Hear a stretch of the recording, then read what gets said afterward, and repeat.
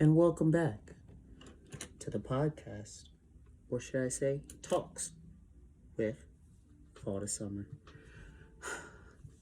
You're here with Merlin. Let's get painting, dude. I love painting. It's one of my favorite pastimes. My favorite medium of paint, of course, would be some watercolors. Oil is always respectable, and there's acrylic and such other things. But I'm terrible at all that. So let's just go with some simple watercolors, stuff I'm good at. We're going to start with this brush, only because I got to cover a lot of space in a short amount of time. This is not a watercolor brush. None of these personal brushes happen to be watercolor brushes, but, what can I say? I make it work. Anywho, we're going to start out with the color black, just like my soul. Just like the topic of today's talk.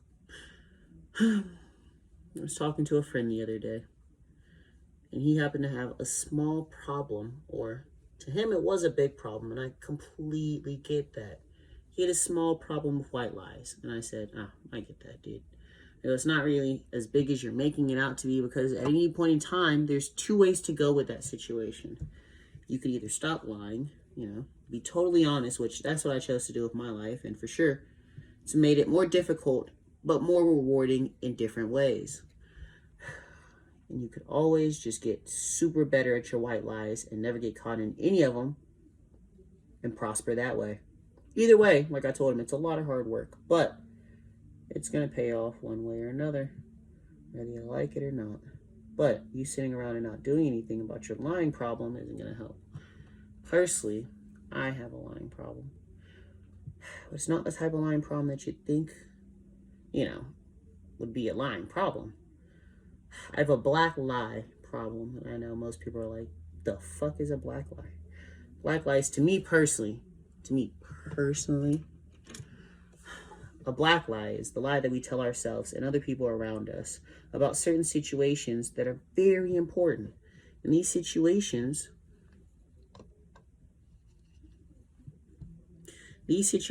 tend to concern us and ourselves and our mental well-being most of the time.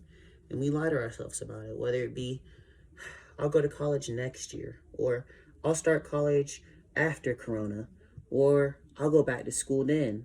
I'll go back to school after this. Oh, right when I get this promotion at work, I'll do this and that. The black lies, they tend to pile up in different ways, whether it be, oh, I'll quit smoking tomorrow. Oh, this is my last cigarette. And then the next day you're like, okay, but this is my last cigarette now. Either way, a black lie is a black lie, and I feel like they hurt people way more than white lies could ever hurt people, personally. Personally, my best story about black lies would be my addiction to marijuana. And I'm not saying marijuana is an addictive substance, because if I did say it, people would tear me apart left and right. Personally, for me personally, marijuana is addictive. Maybe it's just my personality. I have an addictive personality, I guess. Lord knows. Me and marijuana get together like a good old friend at a reunion. But at the end of the day, I'm always too scared. Or, if not scared, in all honesty, I just don't want to deal with the repercussions of what may happen when I want to stop smoking weed. In all honesty, it's not anything too bad. It's just a loss in friendship, a loss in motivation of things that I used to think I want to do when I really didn't want to do them at all, My friends and me wanted to be like, oh, let's go play video games all day, or let's do this. I'm looking like, bro, none of that sounds remotely fun. Let's actually go do this. Let's actually go do that, Let's go do something that actually forwards ourselves. And my friends are looking like, what, bro? Dog, what? In all honesty, I love painting sober, high, not high, so it's always a good middle ground to hang out with people to paint. It's always a good way to let out my frustrations, but it never really helps me deal with the black lies. Personally, the only way I truly deal with black lies in my personal life is I get deadlines and goals, and I start setting stuff up, and when I fail, that's when I start asking for help. And that's where black lies really come in danger. And no, I did not say black lives, black lies. Because when you ask for help, then you become accountable for yourself actually getting better. You become accountable for yourself actually reaching those goals. And then your black lives are no longer black lives, they're achievements. They're things that you've actually conquered and overcome. And the whole time you thought you were scared of losing something that came with the black lie, you were actually just scared of failure. Most of us are just scared of failure. And it sucks because I'm terrified of failing. I'm terrified of actually getting out there and putting my best foot forward because I assume I'm going to fail.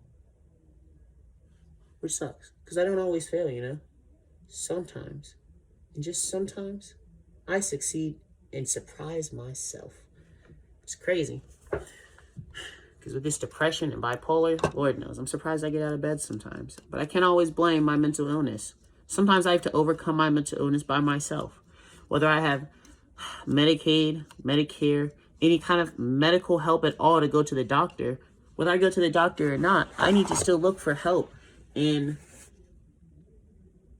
sorry about the camera shaking. That's my fault. I still need to look for help and try to get better with or without medication. Medication helps.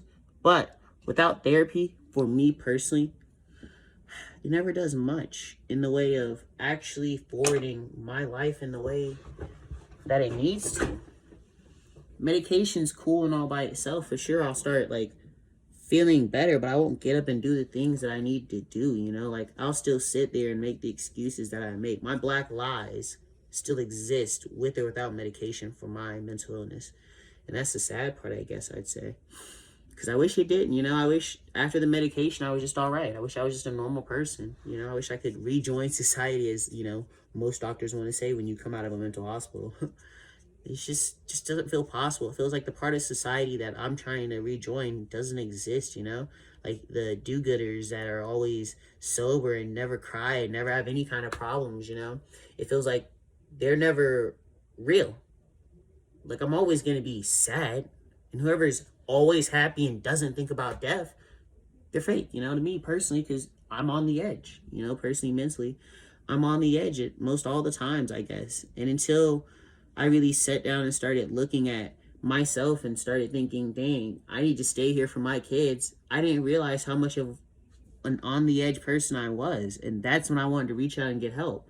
Because I don't want to always be sitting there in my bed crying at 2 a.m. thinking to myself, is it ever going to get better? Will I always feel this lonely? You know? Type stuff. Hopefully. With me reaching out and being more communicative on what I need in life, things will get better. Things will start to turn around for me. And they have, in all honesty, now that I've gotten what they call a support system, or whatever they want to technically call a support system, I feel more heard, at least. I feel like these problems won't always be there. And until I stop telling myself the black lies, it wasn't going to get better, you know? When I start telling myself the actual truth, the full truth, and nothing but the truth, I just felt, I don't know, more at peace when I started just dealing with the truth. And situations felt less overwhelming when they come up. You know, certain life situations, like when I did have to end up moving, because I have relocated in the past year, it didn't feel like it was the end of my life. The first time it did, for sure. The first time, for sure, it felt like it was just the end of everything I'd worked hard for through high school, you know? Even though it wasn't much. It just felt like it was a new era in my life that I just wasn't ready for. Now, it feels like I'm more than ready, more than capable for everything that this move had brought. And look at me now. Lord knows I'm in a better place mentally, and I'm super glad that I came to this move. Wherever I may or may not be at, LOL. But, Lord knows. I gotta stop being scared of change. Because at the end of the day, that's the root to most problems. Being scared of change. And that's the biggest black lie I ever tell myself. Oh, I'm not scared of change. I'm ready to adapt at any time. Knowing good and well, if I wake up and my schedule is different at work, just by one day off, I'd be sitting there like, oh, what the fuck? It's not even about the money half the time. Half the time it's just about my schedule being thrown off, and now I don't know what to do, you know? Now I gotta go plan around the usual schedule that I'm so used to, you know? I don't know. personally, and this is a personal problem for sure, I always look towards the future too much and imagine how I'm going to get there, but never look towards the present and imagine how I'm going to get just past the situation I'm in. And then when the situation I'm in comes boiling and crashing down on me, I'm looking confused. I'm looking profound. I'm looking surprised by something that I saw coming miles down the line. And it's a shame, you know? It's just a shame. You know what? This picture is actually going better than I thought. That's another thing about expectations, you know? And black lies. Black lies will have you making expectations for the weirdest stuff that you're not even prepared for, you know, truly. Like I said about looking down the line, you know? I'm thinking to myself, oh, I'm going to be successful. I'm going to do this. I'm going to do that. But what about the hard work that gets me to that point in life, you know? How am I going to get that hard work going? How am I going to get all the stuff I need to do ready, you know? How am I going to be the person I need to be famous or to be rich or to be wherever I'm trying to be at in 5 to 10 years, you know? That's the funny thing about asking someone where they're trying to be in 5 to 10 years. Everyone says they want to be moved out in a house. Most people in 5 to 10 years, unfortunately, won't be moved out in a house. A realistic 5 to 10 year plan will be, I just want to be different than from right now. Because everything can be thrown off track by 2 to 3 things. Life is so unpredictable, we'll never truly know what's going to happen next. Even though I would love to. But we got to roll with the punches.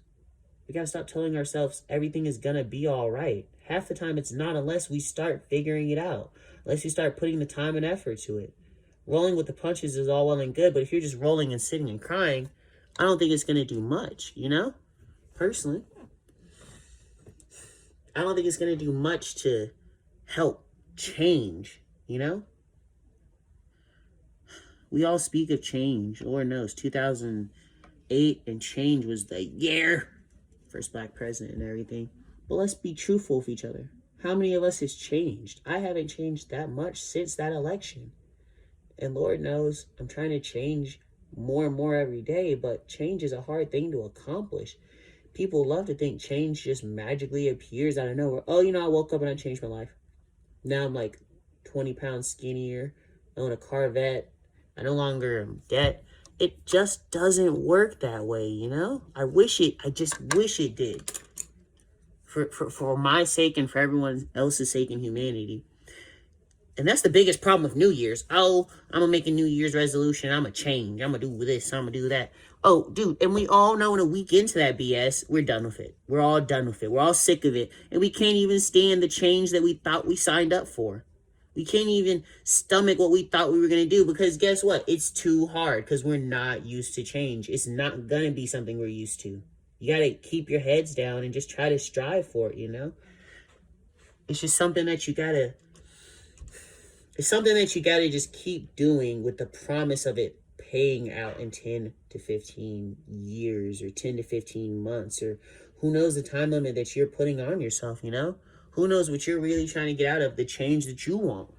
But I know personally the change that I want has to come with the small things in life, you know? It's not going to come with the big things. Oh, yeah, I'm going to stop eating meat. No, I'm not going to stop eating meat. That's not possible at the moment. But let's say I want to cut down on meat. That's a very possible thing for me to achieve. And I know I can do it with a little bit of self-control, a little bit of determination, and a little bit of dedication. It can happen. And that's what America's missing today. Everyone says, make America great again. I don't remember when America was great, but if it was, that's what we'd be great in. Determination. Getting our heads down and just getting it done. That's what America would be great in, if you ask me. That's a personal thing, though. I don't personally know what America was supposed to be great about in everyone's eyes and, like, ears before Trump got here and said, let's make it great again. But let's put that conversation out there. Let's really say what we thought America was great about. Because in my eyes, the reason why I thought America was great is because of all the different ways the system can run down a single person no matter what your background was. I understand, yeah, there's discrimination against certain minorities, whether it be black, Indians, Chinese people. There's discrimination in many ways, whether it be, oh, well, I hired him because I think he's smart. He's probably not the smartest person just because he's of Asian descent. I mean, yeah, that's a good stereotype for them to have, but not everyone's the smartest Asian out there, and just hiring them because their looks are going to end up turning out to be a bad situation. I've worked with many Asians that weren't the smartest of people. I don't know any examples off the top of my head, but I'm sure, there are some not that smart Asians. And, honestly, not every black guy is big. I'm not talking about myself, for sure. Merlin out here, Merlin has no complaints in that department. But I do know certain black guys that are very small from, that point of perspective. But like everyone says, it's not the motion of the ocean. It's more what you do with it. Everyone says I get very off topic when talking. Or at least when talking to myself. I don't feel like I'm getting off topic because everything's a roundabout topic, I kind of just put a little, topic in my head and kind of spin off other side topics to kind of get into side conversations. And that's not ever really a bad thing to me.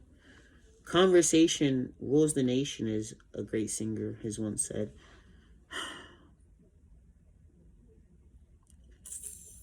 I'm blanking. Oh my God, it was Kendrick Lamar. But conversation really does rule a nation. So I'd like for there to be many different aspects of the conversational point that I like to talk about, Whether it be, oh, yeah, this is happening in Idaho, and this is affecting Idaho. Yeah, that's cool. But let's also bring up this fact in this place. Because like I always like to bring up, there's still no water, clean water in Flint, Michigan. And we tend to forget that at all times. Which is sad, but, I mean, it is what it is,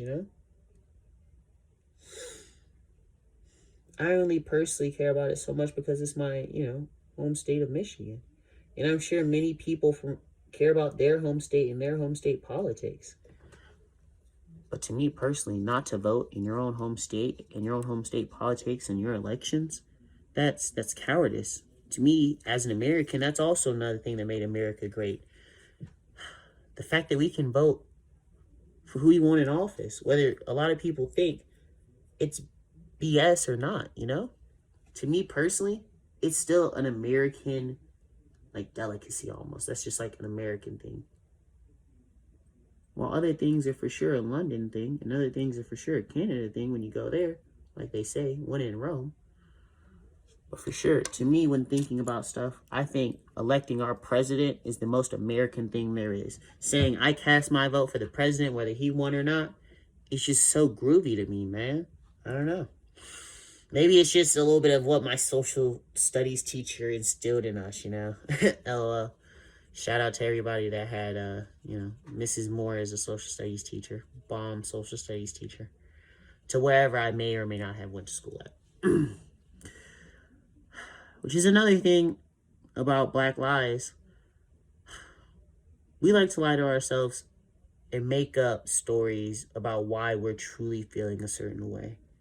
And we like to say, well, this is why I'm feeling this way and this is the cause of it. When in true reality, let's be real.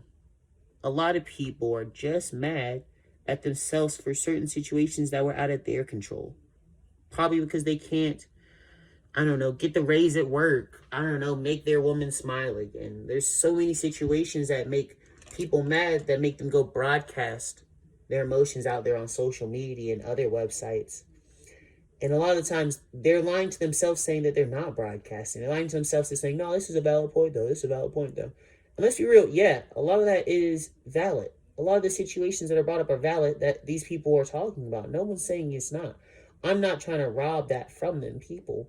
I'm just trying to say it's coming from a place of malice because you're projecting your emotions that came from earlier in the day.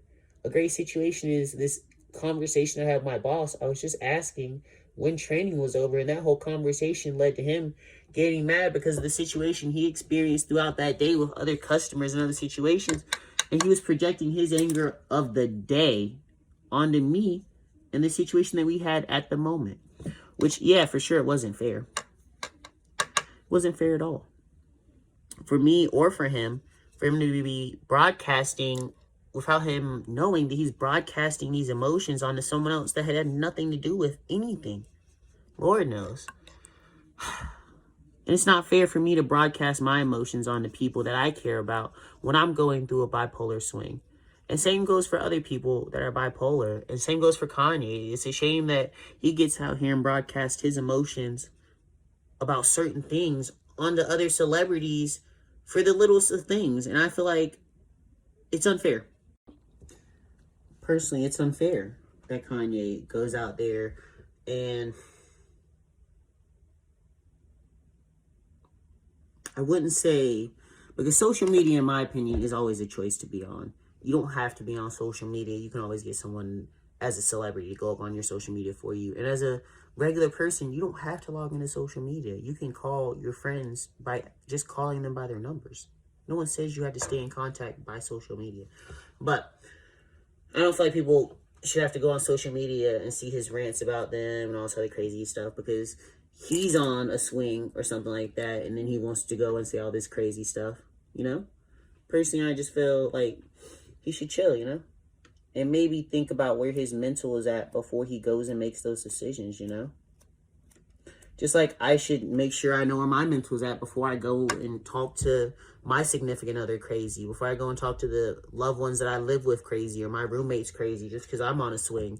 I understand that I might be feeling crazy, but at the end of the day, other people have had bad days too. Other people are just trying to help. And before I tell myself a black lie of, well, they did this and they did that. No, they probably did nothing to invoke any of my swinging anger or sadness or any kind of mood swing that may be coming, you know, manic or anything like that, you know. They did probably zero to invoke it, but I lie to myself and say, well, you know, they set me off in this way. Oh, they did this, you know, I felt like they didn't care. You know, none of that's really true, you know, and I got to stop lying to myself and telling myself that I'm not in the wrong when I clearly, truly am. People need to start taking responsibility for their actions one way or another and stop lying to themselves and man up and listen to the truth. And that's my take on black lies, personally. And I feel like black lies matter just as much as white lies.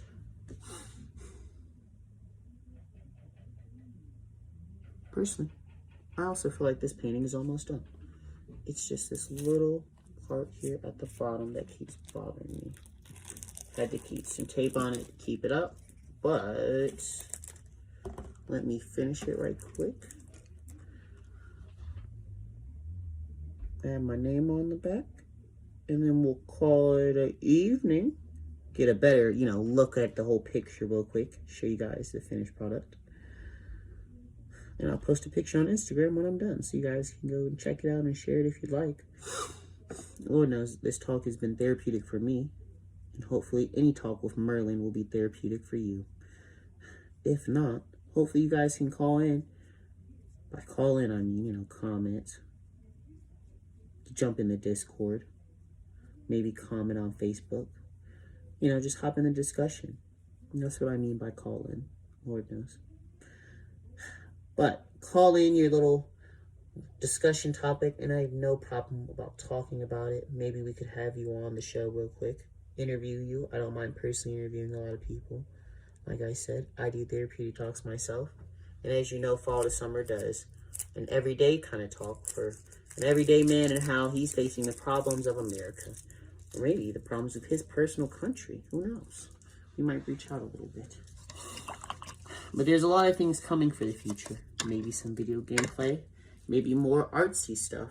But hopefully, there's going to be a lot of cool stuff coming out from fall to summer. And you'll see more of me, Merlin, and Caveman, and of course, Parker.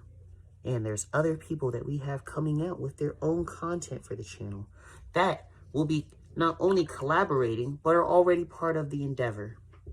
So, as we introduce more people coming out, I hope you give them just as much as a warm welcome as you've given everyone else on the Fall to Summer channel. Thank you, you guys. You guys have been a very good community so far. In all honesty, I personally never thought we'd have this much people coming to see our stuff this quick. You guys are the best. Lord knows. I know that my co-producer told me not to really mention the comment section yet or mention the subscribers yet until we had, more people. But I think it's amazing that all you guys are showing up and supporting us so quickly, yo. Lord knows. I was ready for the struggle grind. 2 or 3 years to get like 100 subscribers. LOL. This hasn't been my first endeavor on YouTube, but it's my most funnest. And that's why I'm putting my best foot forward with this one. Goodness gracious. Ooh. Ooh. Almost done. And get this side over here. And if I do say so myself, we are complete. Let's get a better view of everything.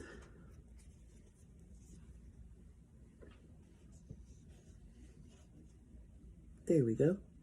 The finished picture. If you're asking what it is, it's a picture of a black lie. And that's what I feel like. Oh my goodness. That's what I feel like a black lie looks like. And I hope you all have better luck with black lies than I do. As you can see, I usually end up dropping them. So, good luck. Stay safe out there. And like, subscribe, and comment, I guess. LOL. Have a nice one.